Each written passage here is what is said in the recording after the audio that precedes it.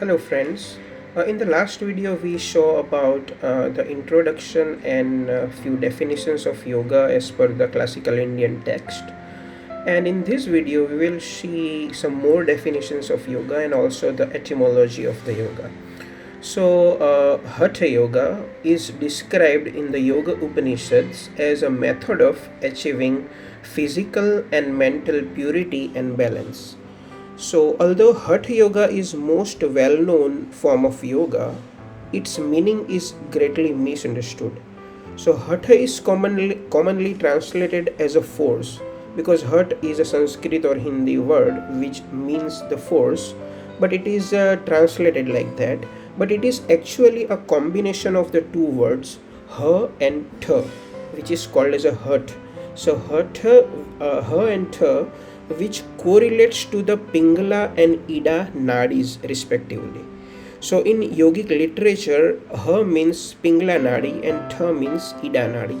The main nadis in the Hatha yoga are Ida, Pingala and Sushumna. Now there are 5 distinct practices in the Hatha yoga which are asanas, pranayamas, bandhas, mudras and kriya.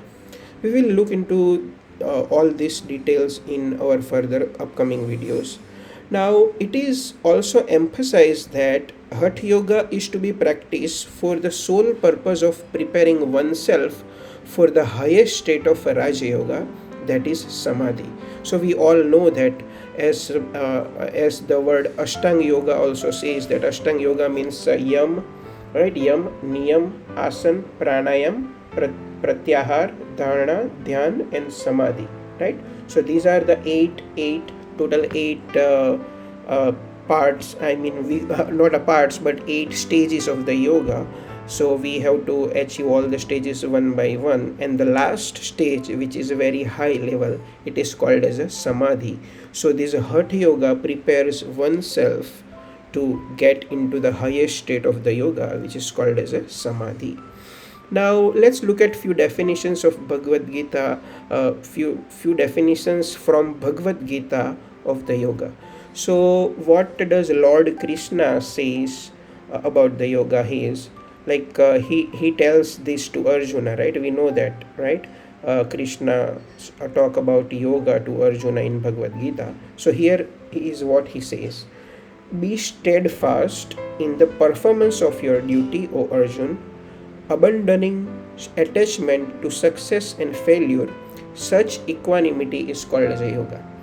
Here Lord Krishna says that be steadfast means faithful and loyal in the performance of your duty, and stop the attachment to success and failure, and that equanimity is called as a yoga. It means we have to be detached from the success and failure, and we have to just be faithful and loyal to the performance of our duty.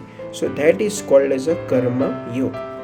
Now the second definition, Lord Krishna says that one who prudently practices the science of work without attachment can get rid of both good and bad reactions in this life itself. Therefore, strive for yoga, which is the art of working skillfully in proper consciousness. So, in this definition, Lord Krishna defines the karma yoga very effectively.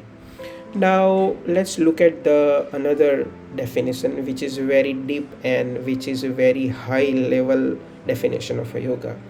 Here, Lord Krishna says that still others offer as a sacrifice the outgoing breath in the incoming breath, while some offer the incoming breath into the outgoing breath.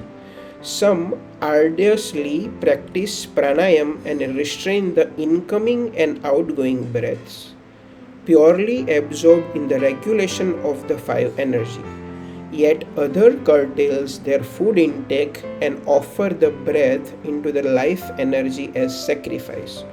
All these knowers of sacrifice are cleansed of their impurities as a result of such performance. Now let's look at the definition of the yoga as per the Katha Upanishad. So here it is: Only when mind with thoughts and the five senses stand still, and when buddhi means intellect does not waver, that they call the highest path. That is what one call yoga, the stillness of the senses, concentration of the mind. So it is not the thoughtless, heedless sluggishness, but yoga is a very highest level of the concentration and stillness of the mind and awareness of the mind. So that's why the yoga is a creation and dissolution. Now here is what Yoga Vasishtha talks about the yoga. So yoga is called skillful trick to calm down the mind, right? So it is yoga is a trick by which we can calm down our mind.